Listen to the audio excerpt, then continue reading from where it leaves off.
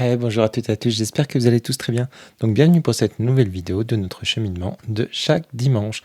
Pour ceux et celles qui découvrent la chaîne, depuis le mois de janvier 2025, je fais des tirages tous les dimanches avec les jeux de Étienne Grobler. Donc un avec du coup le jeu de Marie, la semaine d'après le Black Madonna et la semaine d'après c'est euh, le tarot de Marie-Madeleine, pardon.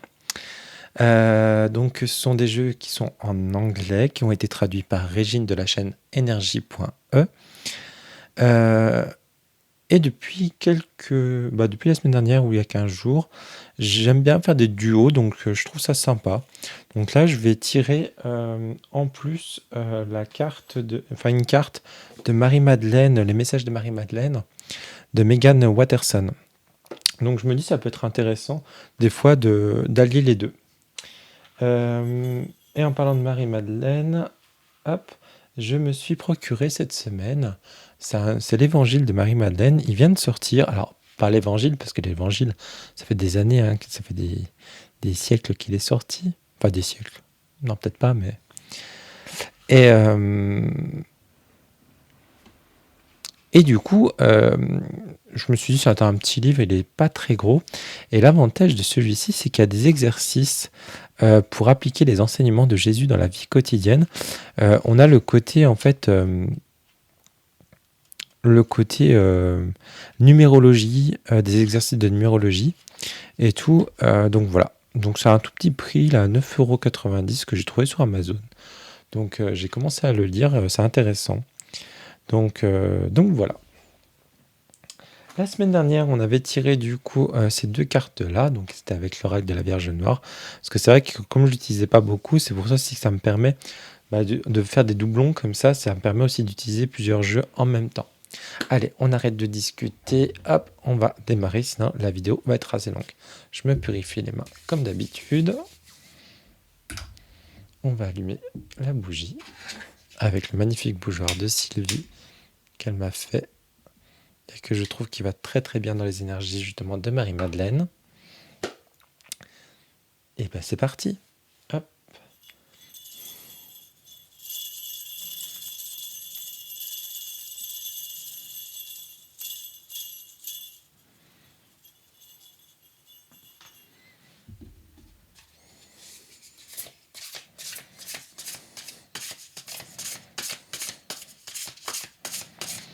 Allez, quelle énergie cette semaine.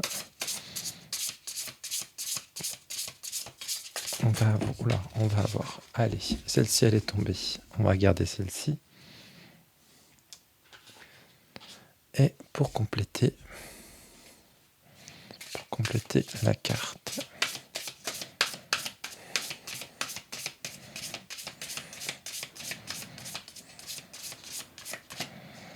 Je vais prendre celle-ci. Alors, hop là. Allez, on va les découvrir ensemble. J'espère que vous voyez bien, parce que du coup, je tourne cette vidéo, c'est le soir. Et du coup, c'est vrai que je n'ai pas fait cet après-midi ni ce matin, et je l'ai fait le matin. On a une très très belle carte avec cet ange. Moi, tout de suite, ça m'a fait penser, j'étais à pour ceux et celles qui me suivent depuis longtemps, vous savez, au mois de mai, j'étais à la Sainte-Baume. Et il y a cette histoire justement où Marie-Madeleine allait au-dessus de la falaise pour justement être pris par les anges et l'emmener auprès de Jésus. Chaque jour, elle allait là-bas. Donc on a la colombe, on a des roses. Elle est assise, cet ange est assis sur un fagot de bois. Ok, hop. Et on va aller voir celle-ci. Le troisième pouvoir, l'humilité est ma plus grande force. C'est très très beau. Au début, j'avais un peu du mal avec les jeux en collage. Et c'est vrai que celui-ci, il me dérange pas. Allez, hop, on va aller lire tout ça. On va commencer du coup par l'oracle, le tarot de Étienne Grobler. Et après, on finira avec l'oracle. Alors, c'est le 3 de colombe. Alors, je vais aller chercher... Ah bah voilà, je suis tombé tout de suite dessus. Installez-vous et je vais vous lire tout ça. J'espère que le focus est bien fait.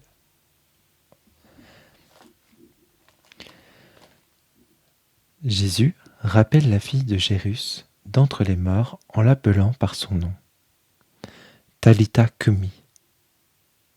C'est dans la langue araméenne et cela signifie « jeune fille, se lève ». De la même manière, Lazare est aussi appelé par son nom lorsqu'il est ressuscité. Lazare, sors. Plusieurs auteurs et chercheurs soutiennent la théorie selon laquelle Marie-Madeleine est la jeune fille qui a été ressuscitée entre les morts par Jésus, qu'il a appelée Talitha, jeune fille, fille de Jairus.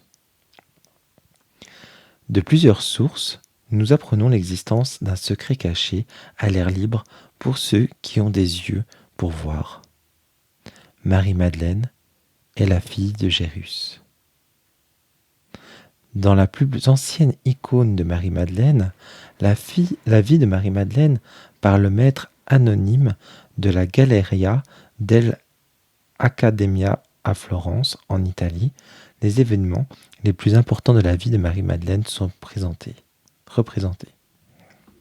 L'auteur et chercheur Laurence Gardner, dans son livre, interprète l'image en haut à droite comme la résurrection de Talitha. Dans les évangiles, il est écrit que la fille de Jairus est ressuscitée de la morte à l'âge de 12 ans et dans Marc 5.41, elle est appelée par le nom de Talitha qui signifie jeune fille ou jeune fille. Bon, ça veut dire pareil en fait. Nombreux sont ceux qui, s'appuyant sur la littérature de l'art du Moyen-Âge, croient que la biographie de Marie-Madeleine commence par la résurrection de la fille de Jairus.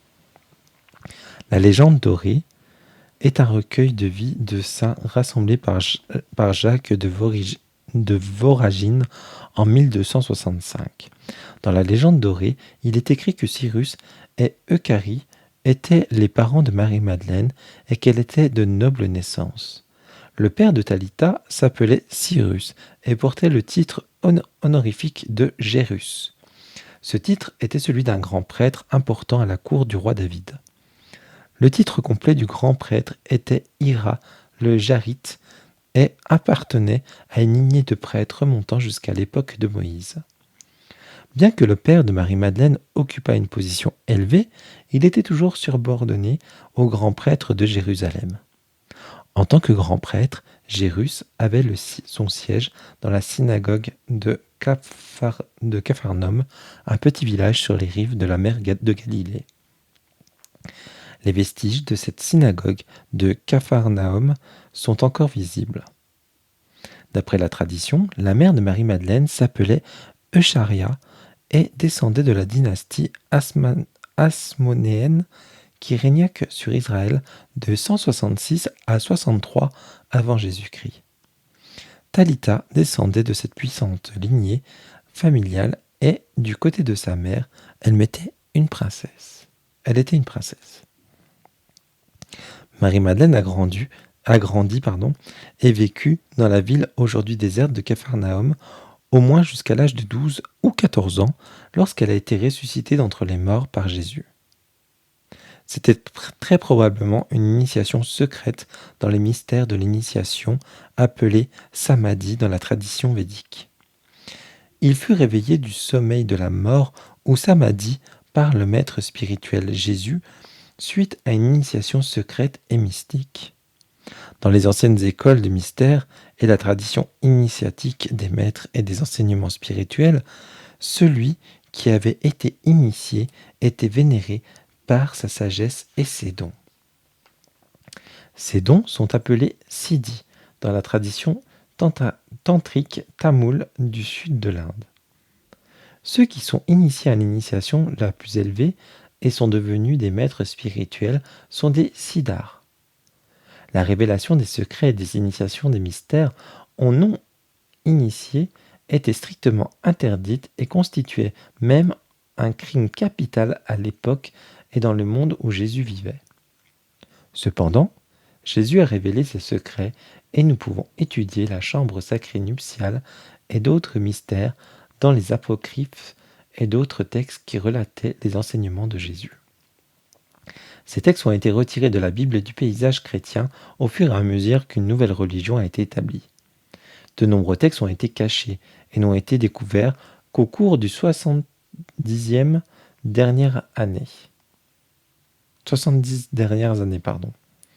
Après la résurrection de Talita, Jésus ressuscita Lazare à la vue de tous, révélant ainsi une initiation secrète des mystères de l'initiation. De même, lors de la résurrection du jeune homme dans la ville de Naïn, Jésus ne demanda à personne de partir, démontrant ainsi le commencement d'une nouvelle ère dans laquelle les initiations sont ouvertes à tous et ne sont plus un culte exclusif. Pendant la samadhi et les états profondément altérés, l'âme et l'esprit de l'initié quittent le corps physique avec une partie du corps éthérique qui rejoint l'âme. Pendant le sommeil régulier, le corps éthérique reste présent dans le corps physique pour assurer que le processus de la vie, tel que la respiration, la transmission du cœur, etc. Pendant le samadhi, le corps éthérique rejoint l'âme et quitte également le corps. Une petite partie du corps éthérique et le cordon d'argent restent connectés au corps pour le maintenir en vie. Un prêtre, un gourou, un enseignant, un hiérophante supervisait souvent et supervise encore l'initiation au Shaktipa et veille à ce que l'initié revienne. Le samadhi se produit spontanément et il est plus fréquent que l'on le pense. Beaucoup de sages parcourent ce monde les yeux ouverts après avoir vécu une initiation spontanée de samadhi. Être éveillé dans le monde spirituel signifie que l'initié perçoit le monde et l'esprit et acquiert une compréhension profonde et une vision visionnaire des réalités spirituelles. Ces initiations et expériences directes sont imprimées dans le corps éthérique. Talita était devenu initié à la puissance de Jésus lui-même. Jésus était le hiérophante spirituel.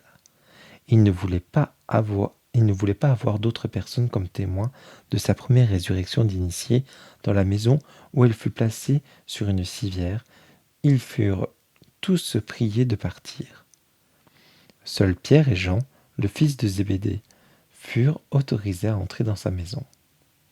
Le père de Talita, Cyrus, et sa mère, Eucharie, étaient également présents. Rudolf Steiner a beaucoup écrit sur les mystères initiatiques et l'initiation secrète de Jésus. Dans son analyse de l'évangile de Luc, Steiner explique que cette initiation particulière était très importante et que la fille de Jaër était une initiée très spéciale et importante de Jésus. Steiner écrit qu'il était impératif que cette initiation reste secrète à la fois à cause du climat religieux de l'époque et en raison de la personne de l'initié, la jeune Marie-Madeleine elle-même. Lorsque Jésus a permis à quelques personnes d'être présents, il leur a également dit de ne parler de ce dont elle avait été témoin.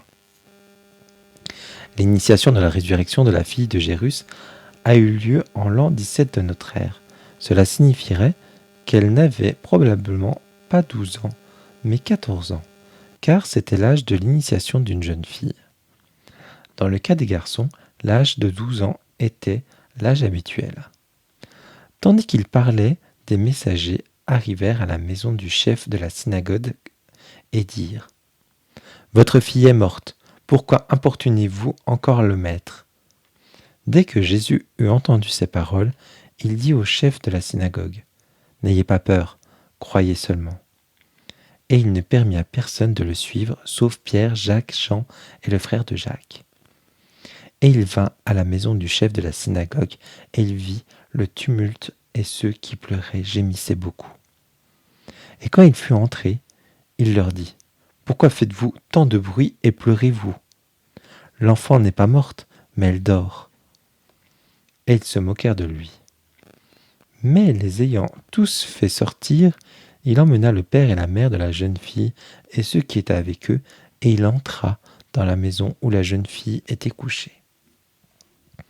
Il prit la fille par la main et lui dit « Talitha cumi », ce qui peut être compris comme « Fille, je te le dis de te lever ».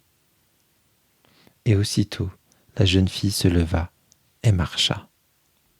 Elle avait 12 ans, et ils furent saisis d'un grand étonnement. Il leur défendit formellement de faire savoir et ordonna qu'on lui donne quelque chose à manger. Talitha cumi est généralement traduit par fille debout ou jeune fille lève-toi. Mais Talitha est aussi le nom juif signifiant étoile brillante et fait référence à une étoile mineure dans la constellation de la Grande Ourse. L'étoile, Talitha, est également appelée Iota Ursae Maeres. La constellation de la Grande Ourse est utilisée pour pointer vers l'étoile polaire. Elle est également connue sous le nom de la Grande Ourse et les nombreux mythes associés à cette constellation remontent à la préhistoire. Donc voilà l'histoire de Talitha. Moi, je connaissais cette histoire, par contre. Je ne savais pas qu'on l'associait à Marie-Madeleine, parce que pour moi, Marie-Madeleine était déjà au service de Jésus. Donc c'est pour ça, je ne sais pas trop. Je sais pas. Donc c'est une carte qui va parler plutôt de perte, de libération. Elle va parler aussi de lâcher prise, d'un abandon spirituel aussi, absolument tourmenté et émotionnel. Donc là, on va voir par rapport à cette carte-là. Donc le troisième pouvoir.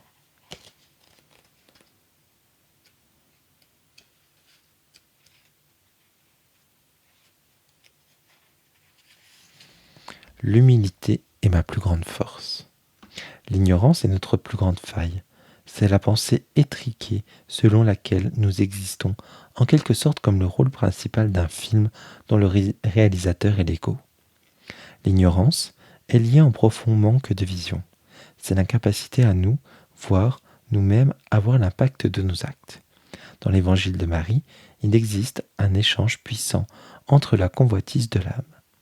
Dans ce dialogue, la convoitise est ce dont l'ego a envie. Il ne s'agit pas de désir de l'âme, mais des besoins inconscients de l'ego. Ainsi, la convoitise de l'âme dans l'évangile de Marie. Je ne t'ai pas vu descendre, mais maintenant je te vois monter. Pourquoi mens-tu, puisque tu fais partie de moi ? Et l'âme répond, moi, je t'ai vu, toi, tu ne m'as pas vu. Tu ne m'as pas reconnu.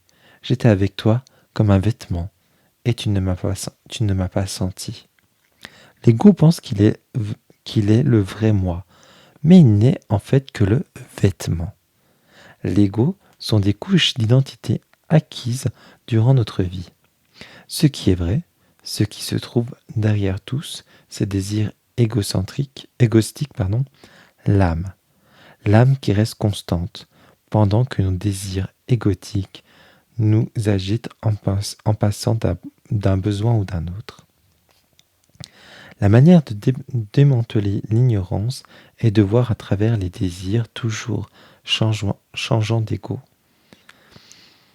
C'est voir que les désirs de l'ego sont comme des nuages dans le ciel et que l'âme est le ciel. Nous pouvons essayer de voir l'ignorance pour ce qu'elle est. Elle ne dure pas. Elle n'est pas permanente. Elle a le potentiel d'être éphémère si nous avons l'humilité de nous demander ce qui se cache sous ce désir de l'ego. L'humilité est notre plus grande force. En laissant tomber les vêtements de l'ego, nous pourrons nous voir plus pleinement et reconnaître ce qui dure. Et si nous avons la force d'être assez humbles pour comprendre que notre ignorance est simplement humaine, alors nous pourrons aussi ressentir notre pardon divin. Et on a une petite méditation. Que suis-je prêt à voir qui est le plus je vais répéter, pardon. Que suis-je prêt à voir qui est plus profond que ce que désire l'ego ? Que suis-je prêt à voir qui est le plus profond que ce désir, l'ego. Donc voilà. Donc cette carte, ça nous parlait vraiment d'humilité. Hein. Donc il faudrait peut-être qu'on laisse un petit peu notre ego de côté. Comme ils disent, d'enlever cet habit, parce que c'est un vêtement, c'est pas évident. Hein. Même l'ego, c'est un combat de tous les jours. Mais si on arrêtait peut-être de le combattre, plutôt de l'accepter, moi je pense. Et de faire revenir justement notre humilité, de la faire renaître, comme Jésus a fait renaître Marie-Madeleine. Je pense que ça pourrait être intéressant. Et aussi, je reprends par rapport à ce qu'il y avait du côté de Marie-Madeleine. Prêtons attention peut-être à nos rêves aussi. Pourquoi je vous dis ça? Parce que tout à l'heure, on nous parlait justement qu'il y avait l'âme éthérique qui quittait le corps. Et c'est souvent la nuit quand on dort. Et on rejoint un peu le monde subtil. Donc, prêtons attention aussi à nos rêves. Ça, c'est ce qui me vient à l'instant quand je vous parle. Parce que je repense à ce passage. Et peut-être que cette semaine, on aura des choses dans nos rêves qu'il faut qu'on prête attention. Enfin voilà, c'est ce que je ressens à vous dire. Eh bien écoutez, j'espère que cette vidéo vous a plu. Si c'est le cas, comme d'habitude, n'hésitez pas à me laisser un petit commentaire, un petit j'aime. Même si c'est qu'un petit smiley, ça me va très bien. Si vous ne savez pas quoi mettre en commentaire, un smiley, c'est très très bien. Ça me permet justement de monter un peu l'algorithme. Je vous fais de gros bisous. Je vous dis à très bientôt pour une prochaine vidéo. Et comme d'habitude, ciao ciao.